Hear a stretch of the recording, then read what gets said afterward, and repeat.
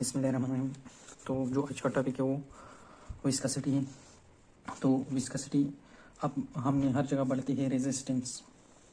पहले इसकी बैकग्राउंड ये है कि हम हर जगह पढ़ते हैं रेजिस्टेंस। इलेक्ट्रिसिटी में भी हम रेजिस्टेंस पढ़ते हैं जो इलेक्ट्रॉन के फ्लो को रोकता है।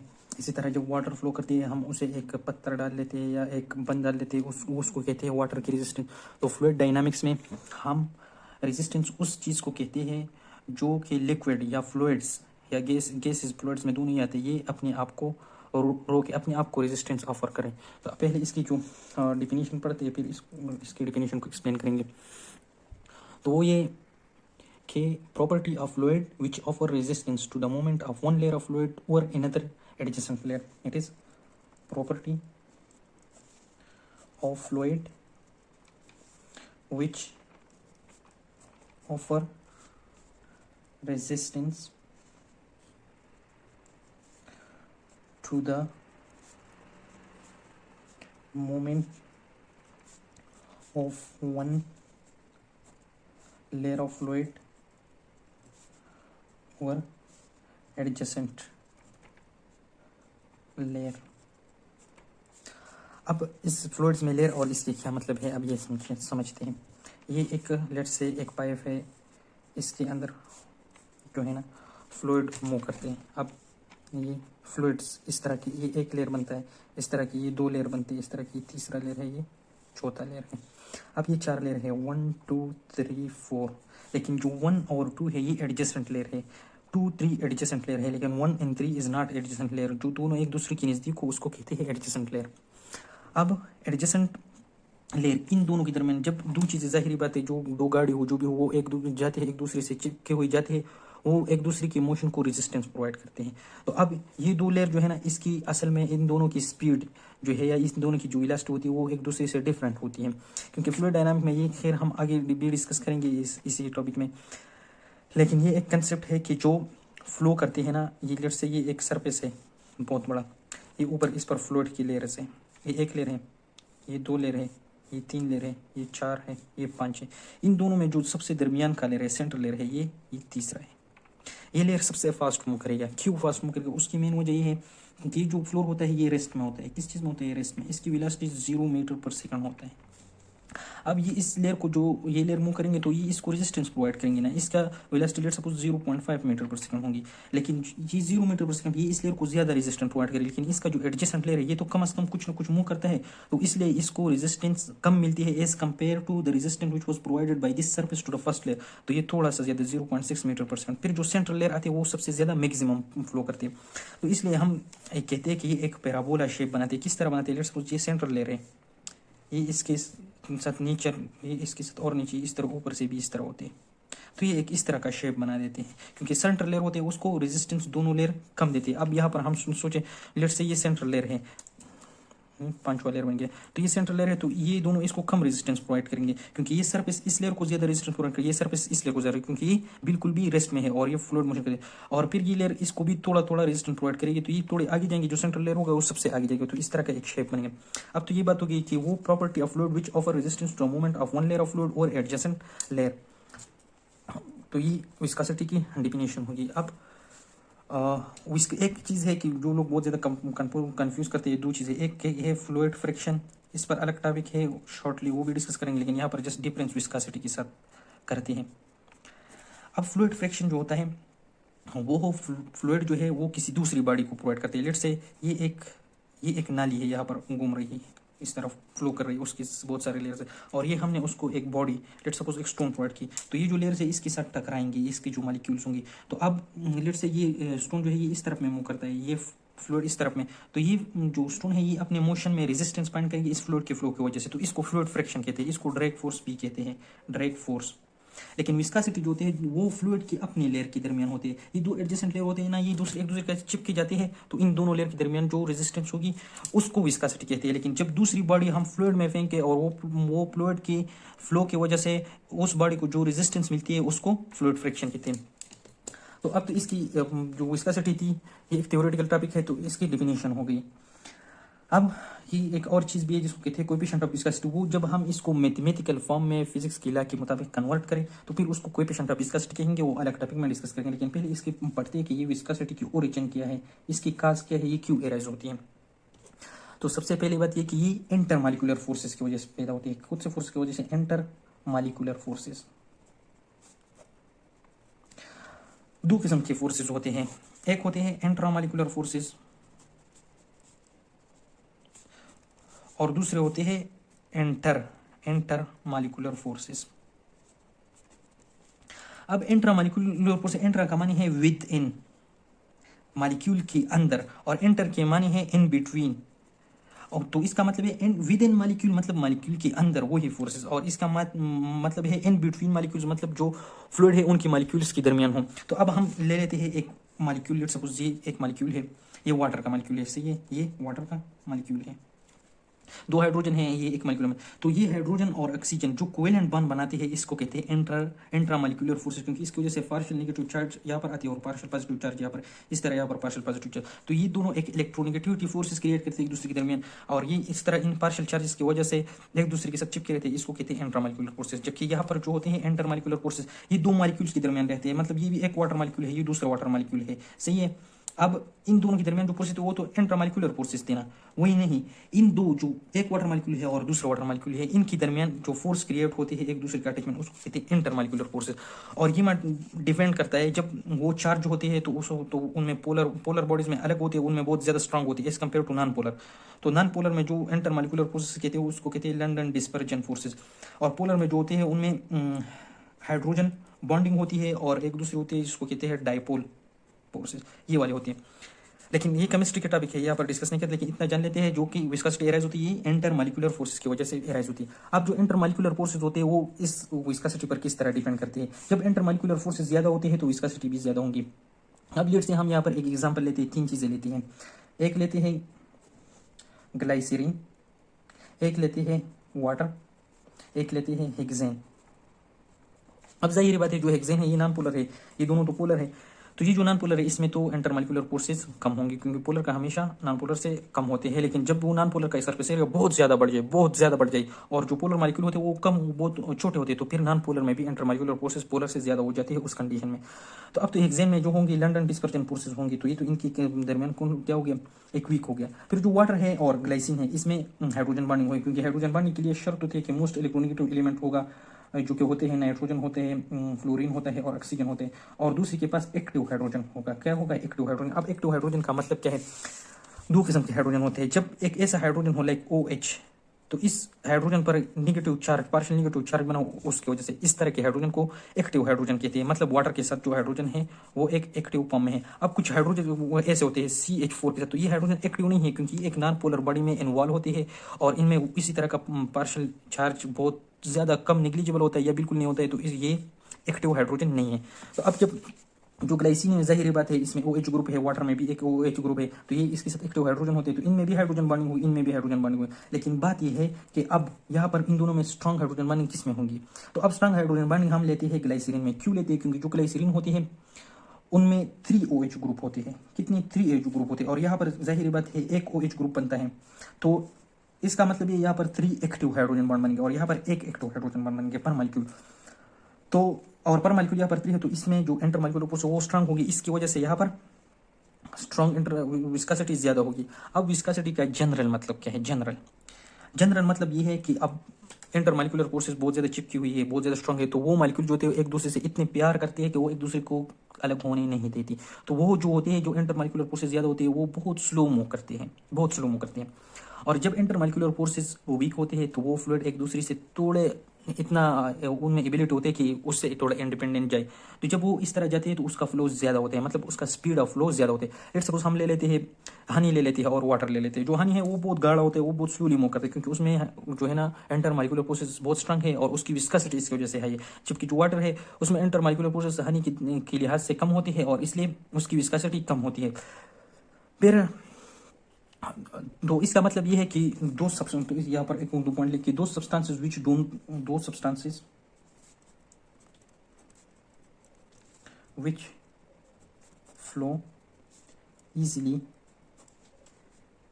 are लेस विस्कस, उसकी विस्कासिटी कम होगी। और दूसरी दो substances which can flow can't flow easily, मतलब can not flow easily are more viscous. एक जनरल टर्म यहाँ पर हो गया। तो दो पॉइंट अब हो गए। अब क्या है, इससे हमें पता चला कि जो मतलब इजीली फ्लो करते हैं उसका स्पीड क्या होता है, हाई स्पीड के साथ फ्लो करती है। मगर कांट फ्लो इजीली, इसका मतलब होता है इनकी लो स्पीड के साथ मूव करते हैं। तो अब ये नहीं है कि ये एक इक्वेशन की तरह है ना, लेकिन ये जनरल रिलेशन में हम इस तरह कह सकते हैं, जो विस्कोसिटी होती है वो इनवर्सली प्रोपोर्शनल होती है स्पीड ऑफ फ्लो को। अब ये मैं फिर बता रहा हूँ, ये ऐसा रिलेशन नहीं है कि viscosity speed of flow double हो जाए, विस्कोसिटी डबल वो हाफ होगी। ये इस तरह का रिलेशन नहीं, ये एक जनरल टर्म है। अगर फ्लो कम है तो विस्कोसिटी हाई है, बस इतना तक है। दूसरा जो विस्कोसिटी है वो डायरेक्टली प्रोपोर्शनल है friction between layers of fluid. अब एक ही बात होगी।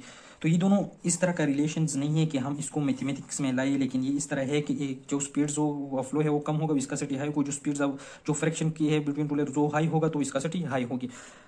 तो ये तो दो बातें हुई, लेकिन ये बात हमें चली कि due to viscosity the velocity of a fluids decreases, जो कि फ्लो की वेलोसिटी वो डिक्रीज होते हैं। अब हमने क्या पढ़ा यहाँ पर कि जो विस्कोसिटी है ये एक टाइप ऑफ रेजिस्टेंस है, क्योंकि फ्लूइड डायनामिक्स में हम फ्लूइड्स के लिए पढ़ते हैं। इसकी डिफिनेशन ये हमारे पास बन गया कि properties of fluid which offer resistance to the movement of one layer of fluid over adjacent layer, but this is within the fluid. अब इसका ओरिजिन क्या था, ये इराइज होता था इंटरमॉलिक्यूलर फोर्सेस से। इंटरमॉलिक्यूलर फोर्सेस जो है वो किस चीज पर डिपेंड, हमने पढ़ा कि पोलर में ज्यादा होते हैं जब साइज कंपेरेबल हो। जब साइज बहुत ज्यादा हो जाते हैं तो फिर नॉन पोलर में जो है ना लंडन डिस्पर्जन फोर्स इतना ओरिजिनेट कर देते हैं, इतना एक्सेस में जाते हैं कि वो पोलर से फिर स्ट्रॉन्ग होते हैं। जब साइज कंपेरेबल हो तो लंडन डिस्पर्जन फोर्स जो नॉन पोलर में होती है वो वीक होती है एज कम्पेयर टू पोलर। फिर पोलर में किस चीज पर डिपेंड है, उसमें कौन सा बन गया, यहाँ पर हाइड्रोजन बने, फिर हाइड्रोजन बनने की नंबर कितने हैं, जिसमें नंबर ज्यादा होते हैं उसमें ज्यादा इंटरमॉलिक्यूलर फोर्स होते हैं। यहाँ पर हमने एग्जाम्पल लिया ग्लाइसिन, उसमें 3 OH बनती तो पर मॉलिक्यूल 3 हाइड्रोजन बन बनती थी। वाटर में 1 OH ग्रुप थे तो उसमें पर मॉलिक्यूल 1 OH ग्रुप बनता था, तो इसलिए ग्लाइसरीन में सबसे ज्यादा था, फिर वाटर में था, फिर हेक्सेन में था। फिर हमने इस कंक्लूजन पर लाया कि दो substances which can flow easily are less viscous, क्योंकि हमने पढ़ा जब फ्रिक्शन बिटवीन टू लेयर्स में ज्यादा हो तो वो बहुत कम फ्लो करती है, तो इसलिए उनकी विस्कोसिटी हाई होती है। और जब जो लेयर्स उसमें फ्रिक्शन ज्यादा हो तो वो बहुत ज्यादा, जब फ्रिक्शन बिटवीन टू लेयर्स कम होती है तो उनमें विस्कोसिटी भी कम होती है। तो फिर आता है बात स्पीड ऑफ फ्लो की, जब ज्यादा फ्लो करेगी, इजीली फ्लो करेगी, तो उनमें जो विस्कोसिटी का टर्म होगा वो कम होगा, और जिस जहाँ पर ये बहुत मुश्किल से फ्लो करेगी वहाँ पर विस्कोसिटी का जो टर्म है वो बहुत ज़्यादा आएगा। अब दूसरी बात हमने अगली ये पढ़ी, जो डायग्रामेटिकली जो लिक्विड है वो लेयर्स में फ्लो करती है। तो जब लिक्विड लेयर में फ्लो करता है, हमने इस तरह लेयर जो सेंट्रल लेयर होते हैं वो बहुत ज़्यादा स्पीड से मूव करते हैं, क्योंकि इसके जो एडजेसेंट लेयर है उसका रिलेटिव वेलोसिटी जो होता है वो as compare to the other layers कम होती है। फिर हमने पढ़ा जो रेस्ट सरफेस के साथ जो लेयर चिपका हुआ होता है उस पर ज़्यादा फ्रिक्शन होता है, क्योंकि जो सरफेस होता है वो बिल्कुल रेस्ट में होता है और रफ भी होता है। तो इसलिए यहाँ पर जो फर्स्ट लेयर होगा इसकी वेलोसिटी बहुत कम है। जब हम सेंट्रली जाएंगे यहाँ पर इस तरह की जो फर्स्ट लेयर है इसका वेलोसिटी बहुत कम है as compare to the second layer. फिर थर्ड लेयर जो ये सेंट्रल लेयर है ये इन सब में से ज़्यादा स्पीड पर हो, फिर अगले सरफेस पर हम जाएंगे तो फिर और कम होगा। अब अगर हम ये 3 लेयर स्ट्रिप ले रहे हैं, मतलब यहाँ पर जुड़े, तो फिर ये इस तरह का एक ग्राफ बनाएंगे। तो इसको हम कहेंगे चेंज इन पोजीशन, जो कि शेयर मॉड्यूलस जो सॉलिड चैप्टर में सिंगल उसको रिप्रेजेंट करते हैं, लेकिन हमारे ग्रुप में इतना डिटेल में नहीं है मॉड्यूलस, तो ये उसको डिपेंड करे। तो फिर हम एक टॉपिक पढ़ेंगे जिसको कहते हैं वेलोसिटी ग्रेडियंट, उसमें थोड़ा सा ये डिस्कस करेंगे। फिर हमें पता चला कि हमने इंटरमॉलिक्यूलर और इंटरमॉलिक्यूलर के दरमियान डिफरेंस पढ़ी। जो इंटरमॉलिक्यूलर होते हैं वो विद इन द मॉलिक्यूल होती है, और चूंकि वो मॉलिक्यूल की स्टेबिलिटी के लिए इंपॉर्टेंट है, लेकिन इंटरमॉलिक्यूलर फोर्सेस के साथ उसका कोई रिलेशन है। फिर हमने पढ़ा इंटरमॉलिक्यूलर फोर्सेस जो कि विद इन द मॉलिक्यूल होती है वो कितनी कौन सी होती है, लंडन डिस्पर्जन को नॉन पोलर में होती है, hydrogen bonding and dipole interaction polars में होती है।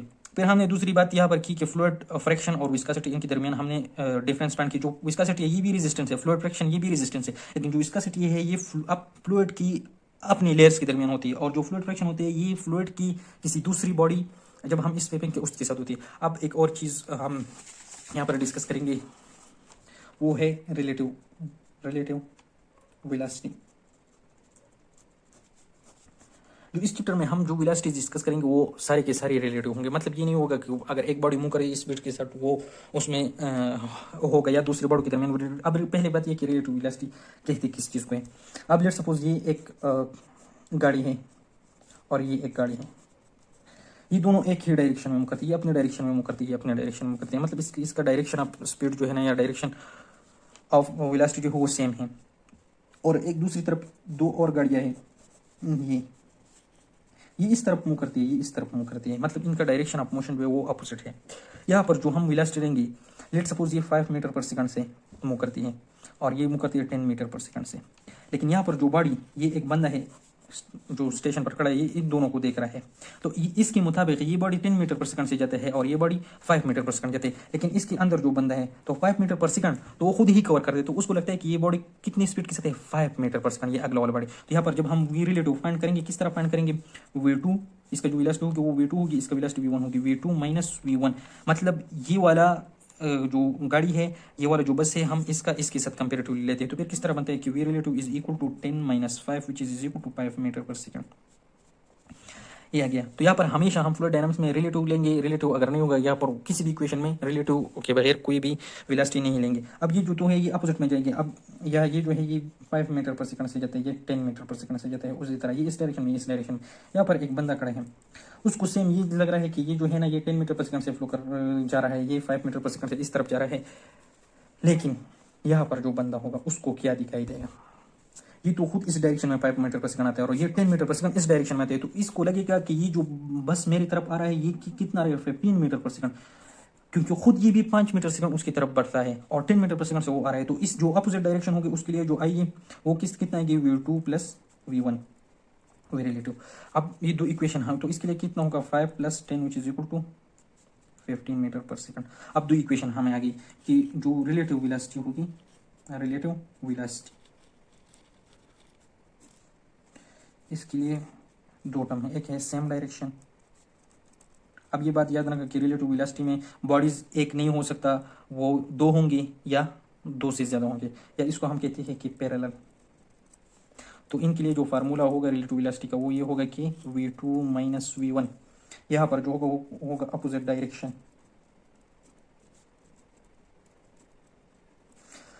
अपोजिट डायरेक्शन, तो इसके लिए जो फार्मूला होगा रिलेटिव वेलोसिटी का वो होगा v2 प्लस v1। तो ये दोनों इक्वेशंस बन गई। अब इस पर एमसीक्यूज आ सकते हैं, किस तरह के एमसीक्यूज आ सकते हैं कि a body A is moving in the parallel to body B. The speed of body A is 5 meter per second and the speed of the body B is 10 metre per second. What is the speed, what is the relative velocity between this two vehicle. No, फिर ये इसका answer किस तरह है, 5 meter per second. जब इस तरह ये सिर्फ डायरेक्शन अपोजिट करे, कहे कि एट 180 डिग्री, या कहे कि अपोजिट डायरेक्शन में जा रहे हैं, तो फिर इसके लिए 15 मीटर पर सेकंड आया। लेकिन अब यहाँ पर एक और चीज करते हैं कि एक एमसीक्यूज आ जाए, एक एमसीक्यूज आ जाए, उसमें कहें कि रिलेटिव वेलोसिटी जो है वो 10 मीटर पर सेकंड है और इनमें से जो बॉडी ए है, जो बॉडी वो मूव करता है 5 मीटर पर सेकंड से, और जो बॉडी बी है उसका वेलोसिटी हमारे पास ना मालूम है और ये मूव करती है अपोजिट डायरेक्शन में। कौन से डायरेक्शन में, अपोजिट डायरेक्शन में। तो इसका क्या होगा, अब इसका स्टेटमेंट इस तरह बनेगा कि the relative velocity between the two vehicle is 10 metre per second. Out the relative velocity of the velocity of a vehicle is 5 meter per second while the velocity of the b vehicle is not find या not known या unknown. What will be the velocity of the b vehicle if they are moving in opposite direction। तो फिर opposite direction के लिए हम सबसे पहले opposite direction का फार्मूला ढूंढेंगे, प्लस v1। अब क्या बात है कि जो b व्हीकल है उसका v2 है, तो ये हम निकालेंगे एक तरफ, तो v रिलेटिव ये इस तरह आ जाएगी माइनस v1। अब v रिलेटिव कितना है, 10 मीटर पर सेकंड है और जो v1 का है वो 5 मीटर पर सेकंड है। तो इसका मतलब ये है कि क्या हुआ आंसर, 5 मीटर पर सेकंड। तो ये v2 का हमारे पास आंसर आ गया 5 मीटर पर सेकंड। तो ये उन ऑप्शन में एक ऑप्शन ये होगा कि वो 5 मीटर पर सेकंड होगा।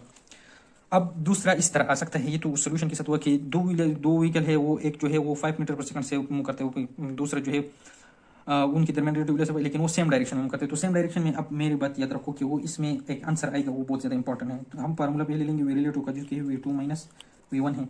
अब हमने क्या किया, v2 को उस तरफ ले गया, vr प्लस v1।